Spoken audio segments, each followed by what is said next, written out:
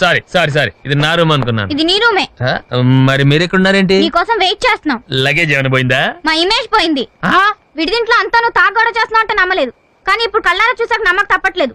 చా, అందరితో పెద్ద గొప్పగా చెప్పాను మా వెంకీ అలాంటోడు కాదని. నేను అలాంటి వాడినే పింకీ, అలాంటి వాడినే. ఏదో ఒక్క విస్కీనే అన్నారు కదా అని ఓకే అన్నాను, కానీ దుర్మార్గులు అందరూ కూల్ డ్రింక్ కలిపేశారు, తేడా వచ్చేసింది.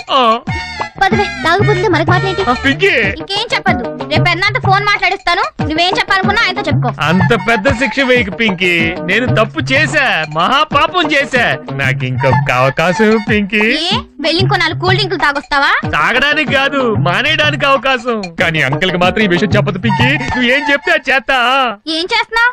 నీ కాళ్ళు పట్టుకొని బతిమాలుతున్నాను పింకీ. నువ్వు పట్టుకుంది నా కాళ్ళు కాదు, మంచం కోళ్ళు. పదవే. అంతే కేసు మనకి కాళ్ళ